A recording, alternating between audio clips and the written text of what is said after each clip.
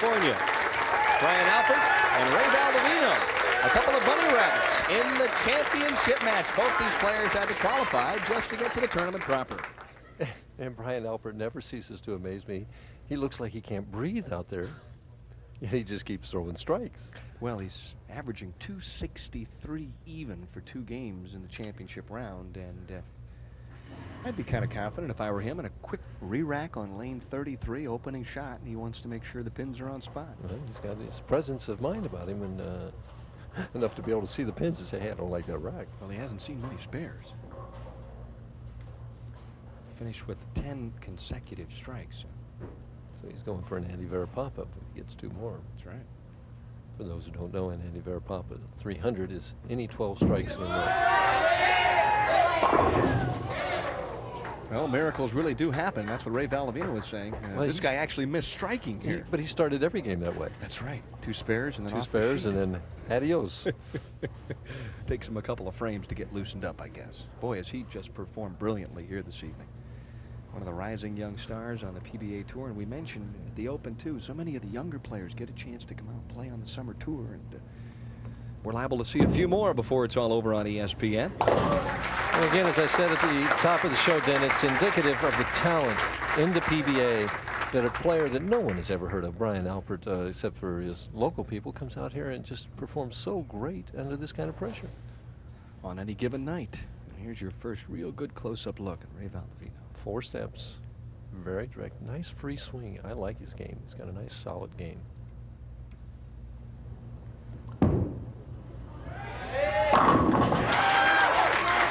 Just drilled it right in there. I think the next shot is just a key shot here, almost right away. The way Alpert's been going, Valdovino, I think, has to get out ahead of him quickly. You know, put some pressure on this other guy. Ray with an average of 225. And he wants a re-rack. The championship pair this week, and he's asking for it. Conferring with Harry Golden. See, and it wasn't his first order of business. That's right. The rule says that it has to be his first order of business. He had picked up his bowling ball and then asked for the re-rack, and our tournament director, Harry Golden, would not give him the re-rack. So inexperience playing a key role here if he doesn't strike perhaps on the left-hand lane. He sure didn't. He left that 10-pin. Now that can bother you mentally and emotionally as well as in the score. The fact that he wanted that re-rack because he didn't observe the rules, which he was instructed last night. There's a meeting that the tournament director has with all these top 5 players, and he tells them that, and it just slipped his mind. He hasn't been here before. Accelerates through the shot on the cross alley spare, so it's a spare up. In frame number 2, and Alpert continues here in the championship game. Someone will win $20,000 for first, second place worth $10,500.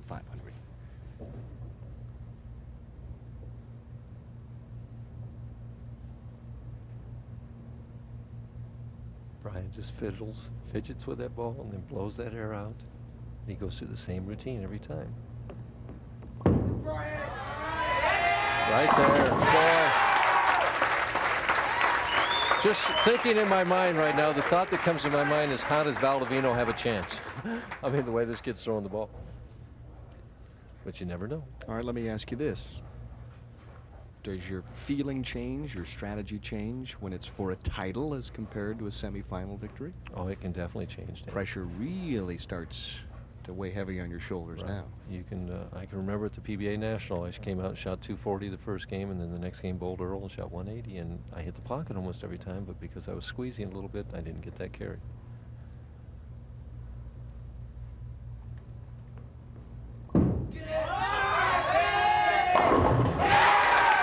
He evidently is not squeezing.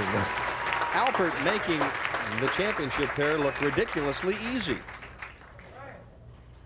He threw this ball so well. It had such heavy roll. That side rotation that we've been looking at hits half pocket. We've seen this all day. 6-pin knocks the 10 out, and he gives it a little all right. Back to live action in the third. Valdovino. Nice crisp shot up the track. 8-pin. Thought about standing up. And there is his lovely wife. She looked tense. Yeah, well. $20,000 is a lot of money. The least he can make today is 10,500. He didn't look at that rack again, though. He just grabbed the ball and got up there. He may think, I don't know what he's thinking right now, but maybe he can't get one. He better strike right now.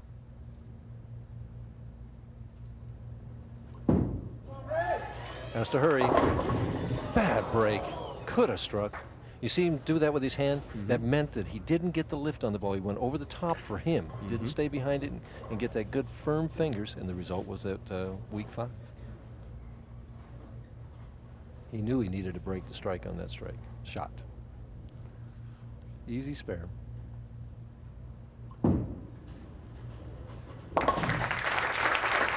And now he's in a position where he's loosened up just a little bit, but he trails by 10.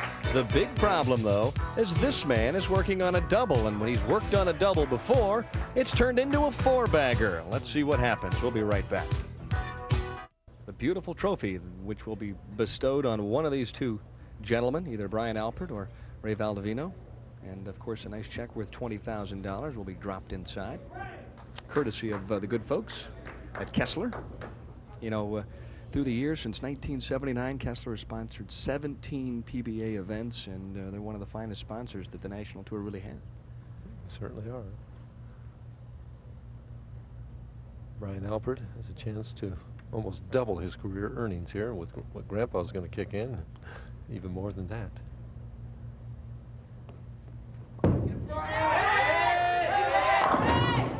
Is he going to get it? Is it? No. Life for Valdovino. A reprieve, as it were. It really is. The way this kid gets going, once he starts stringing strikes, he doesn't stop.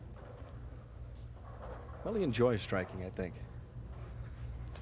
I think all the pros out here enjoy striking. Yeah. It's those donuts that get up there that we don't enjoy. Yeah. Cross lane at the 10-pin. It's just, ooh. It hung on. So much fun to see some young faces, some guys that have never been in this position before, get a chance to perform on national television. And, of course, coming up right after our telecast this evening, John Saunders and Tom Mees standing by at Sports Center. The boys from Bristol, Connecticut, ready to update you on everything you'd ever want to know about sports. And, of course, your favorite story will be the lead story this evening, the Lakers repeating as NBA champions. You got that right. Folks, he has a smile on his face from ear to ear. Perhaps the biggest Lakers fan since Jack Nicholson, Mike Durbin. Looking to go back to the pocket. Oh, I thought that ball might creep a little high, but never did.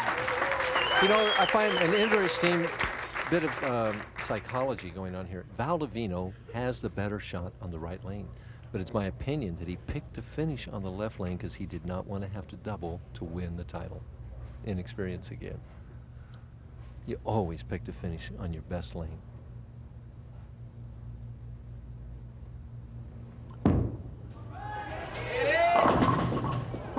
.245, boy, he needed. Of course, in a situation like that, it might not be bad. If he makes the spare and can relax a little bit and go over and get a strike on 33, then maybe he can come back and get that double on 34 that's been his better lane. But he's got to make this spare. Still a long way to go, though, Mike. Of course, if Alpert doubles in the 6th, create a few problems.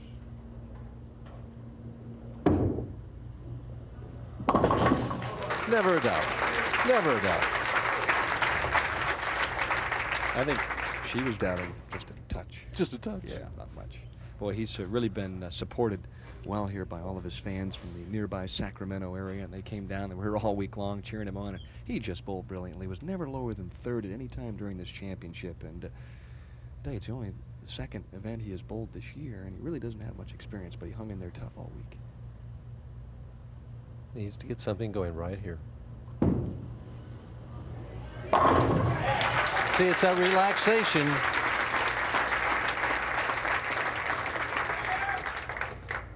But he needs for Alpert to slow down just a little bit and say, hey, wait for me, you know, another frame here. Hold on, I'll be right with you.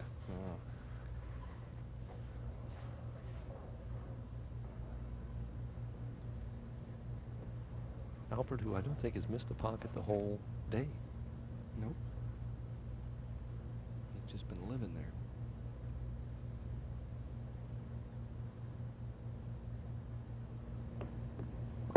Oh my goodness, did you see that ball come back? Yep. He threw that ball 2 to 3 boards further to the right, and the ball still made it back. Watch it. It goes out to the 6th board there, 6th or 7th, and further out down to about the 4th board here, and almost goes high.